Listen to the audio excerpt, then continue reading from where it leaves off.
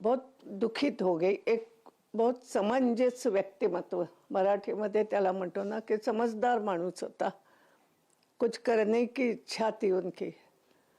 और मुझे जो याद है उनकी कि खेलों के लिए करते थे, क्योंकि जैसे मैं यहाँ पर खो खो के लिए करती हूँ, वो भी वहाँ के खो खो एसोसिएशन के प्रमुख थे। ते रिटर्न फिरून परत माघारी आलं आणि गावाकडे गेलतं। गावाकडून आल्यानंतर ते खूप खाली म्हणजे आलतं आणि खाली आल्यानंतर आम्ही बाहेरच होतो। ते असं वरती जायचं, ते धावपट्टीच्या कडेला असं ते क्रॅश झालं आणि क्रॅश झाल्याबरोबर असं पलटी होऊन त्याचा असा मोठा स्फोट झाला। मग आम्ही पाहिलेलं, आम्ही बाहेरच होतो तेव्हा, म्हणजे 8:45 पावणे 9ला ही घटना झालेली। मग आम्ही खूप घाबरलेलो, आमच्या घराच्या पाठीमागे त्याचे पाठे सगळे पडलेले होते आलेले। मग आम्ही सगळे म्हणजे पट्टीवरती माणसं आहेत ना एरोप्लेनची, त्यांना फोन केलं, त्यांना कळवलं, ते नंतर आले पोलीस। प्रत्यक्षदर्शींची ही प्रतिक्रिया होती। नेमका अपघात कसा घडला, अपघाताची जी वेळ होती तेव्हा काय काय घडलं हे ही महिला सांगत होती। पण आज अजित पवार यांचं अकाली निधन हे महाराष्ट्राच्या मनात, म्हणजे आम्ही एवढा मोठा झाला की म्हणजे बादल्या नेल त्या पाण्याच्या, पण आम्ही काहीच करू शकलो नाही। तरी पण त्या दिल्या, पण आम्हाला माहीत नव्हतं आणि ही घटना खूप दुर्दैवी घडली, असं नव्हतं व्हायला पाहिजे, असं म्हणजे आम्हाला नव्हतं माहिती। ते नंतर न गेले आणि ते गाडी आली, नेलं त्यांनी मग दादांना। आणि त्यात खूप 5 बोड्या होत्या, त्यातली 2 साईडला पडल्या, खालून नेल्या आणि 3 बोड्या आतमध्ये गुंतलेल्या। मग त्यांनी ते काढून आतल्या नंतर पट्टीवरून नेल्या, अशा टोटल 5 होत्या। त्यातून ते खूप मोठा जाळ झाला आणि ते चांगलं जाळ अर्धा तास तरी चाललेला होता। खूप दुःखद घटना घडलेली आहे। विमानाचा जेव्हा अपघात झाला, अजित पवार यांच्या विमानाचा जेव्हा अपघात झाला त्या ठिकाणी प्रत्यक्षदर्शीनं सांगितलेला हा थरार, पहिल्यांदा विमान वरून गेलं, त्यानंतर गावातून खालून विमान येत होतं, नंतर विमान फिरलं आणि खाली जमिनीला लागलं आणि त्याच वेळी स्फोट झाला। आणि आज स्फोट झाल्यानंतर त्यांच्या घरापर्यंत विमानाचे तुकडे पडले। त्यांना अचानक धक्का बसल्यासारखं झालं, कारण विमान जागेवर फिरलं आणि लगेच स्फोट झाला, असं एका महिला प्रत्यक्षदर्शीनं सांगितलंय।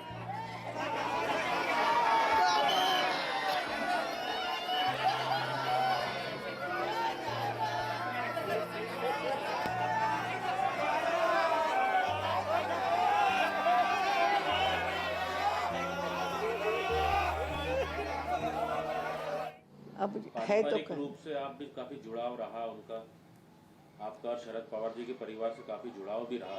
हाँ, नहीं, ऐसा है कि शरद पवार तो मुझे बहना बोलते थे। ये वहाँ परिचय कराते थे दिल्ली में, तो बोलते ये मेरी बहना है, बहन है। अजीत पवार आपके माझ्या भतीजे मेरे पड़ोस में ही रहते थे शरद पवार जी, उनसे भी मेरा संपर्क अच्छा रहा। सुप्रिया सुले जी तो पार्लियामेंट में थी ही। एक परिवार के रूप में ये अच्छे लोग हैं। बाकी राजनीति में जो भी कुछ, हर एक का अपना अलग अलग स्थान था। आप जाने वाले मैं ये मानती हूँ, ये अजीत पवार जी एक व्यक्तिमत्व, मुझे ऐसा लगता था जब मैं यहाँ बैठे बैठे अभी तो दूर से ही सब देख रही हूँ, तो एक सामंजस्य बिठाने की कोशिश जो वो करते थे, चाहे परिवार में हो चाहे राजनीति में, वो सराहनीय है। आप जाएंगे शोक प्रकट करने, आप जाएंगे? नहीं रे, अब मैं कहाँ जाऊंगी, मैं नहीं जाती ज़्यादा, मगर हाँ दुख होता है। श्रद्धा तेच ना, वॉचमन त्यांना केला होता एरोप्लेन ते वरची। मावशी, आणि काय पाहिलं तुम्ही? आम्ही बाहेर करत होतो त्यावेळेस विमान आलं आणि एकदा फेरी घेतली, नंतर उतरायचं होतं पण ती वर असं चढलंच नाही त्या पट्टीवरती।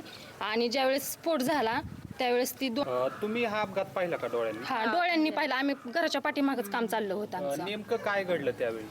त्यावेळेस विमान गावाकडूनच येत होतं, असं खूप अंतरावर खाली होतं, वरती नव्हतंच ती। त्यांनी उतरायचा प्रयत्न केला पण ती दुसऱ्या फेरीला उतरायला गेल्यानंतर ती असं जागेवरच हे झालं, तिथं वर पट्टीवरती चढूच शकलं नाही।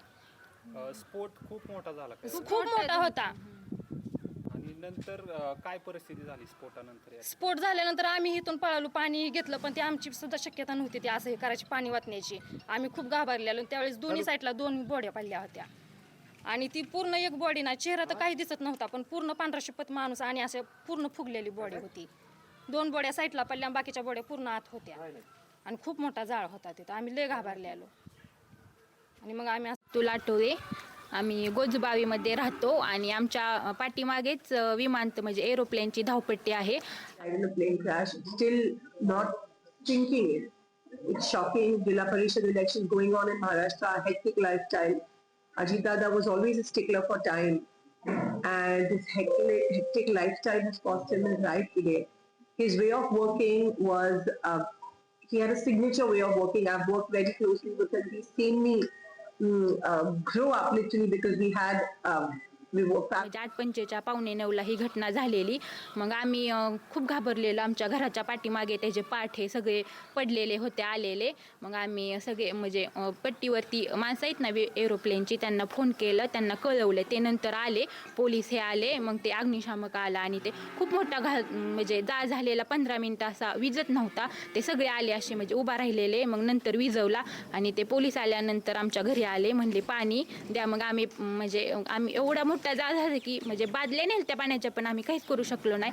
तरी पण त्या दिल्या आणि साईडला एक बॉडी पडलेली ती पाहिली, पण म्हणजे ते आम्हाला माहीत नव्हतं कोणाची आहे. पण ती नंतर कळलं की अशी दादांची बॉडी होती आणि ते फक्त वरचं मुंडकं असं ते साईडला गेलेलं आणि खालची बॉडी होती ते पूर्ण फुगलेली आणि असे त्यांचे म्हणजे हातपाय असे मोठे झालेले सगळं ते पाहिलेलं. नंतर त्यांनी मग आम्हाला मग आम्ही कापड ब्लँकेट ही नवीन नेली आणि मग त्यांना असं म्हणजे ते गुंडाळलं. त्यांच्या हातात ते वॉची काहीतरी होतं. त्यानंतर ते माणसांनी ओळखलं की हे दादात आहेत, पण आम्हाला माहीत नव्हतं आणि ही घटना खूप दुर्दैवी घडली. असं नव्हतं व्हायला पाहिजे, असं म्हणजे आम्हाला नव्हतं माहिती. ते नंतरनं गेले आणि ते गाडी आली, नेलं त्यांनी मग दादांना. आणि त्यात खूप 5 बॉड्या होत्या, त्यातली 2 साईडला पडल्या, खालून नेल्या आणि 3 बॉड्या आतमध्ये गुंतलेल्या. मग त्यांनी ते काढून आतल्या नंतर पट्टीवरून नेल्या. अशा टोटल 5 होत्या. त्यातून ते खूप मोठा जाळ झाला आणि ते चांगलं जाळ अर्धा तास तरी चाललेला होता. खूप दुःखद घटना घडलेली. अजित पवार यांचा जीवन प्रवास जो आहे त्यावर आपण एक नजर टाकूया. त्यांनी आतापर्यंत महाराष्ट्रासाठी खूप काही केलेलं आहे. त्यांचं संपूर्ण नाव अजित अनंतराव पवार. 22 जुलै 1959 त्यांचा जन्म झाला. अहमदनगर जिल्ह्यातल्या राहुरी तालुक्यातल्या देवळाली हे त्यांचं आजोळ आहे, तिथलं ते जन्मस्थळ आहे. मूळ गाव पुणे जिल्ह्यातलं बारामती तालुक्यातलं काटेवाडी. सहकारी संस्थांमधून सामाजिक आणि राजकीय कार्याला अजित पवार यांनी सुरुवात केली. 1982 मध्ये त्यांनी पहिल्यांदा राजकारणात प्रवेश केला. 1982 मध्ये सहकारी साखर कारखान्याच्या संचालक मंडळावर त्यांची निवड झाली. 1991 मध्ये सहकारी बँकेच्या अध्यक्षपदी त्यांची निवड झाली.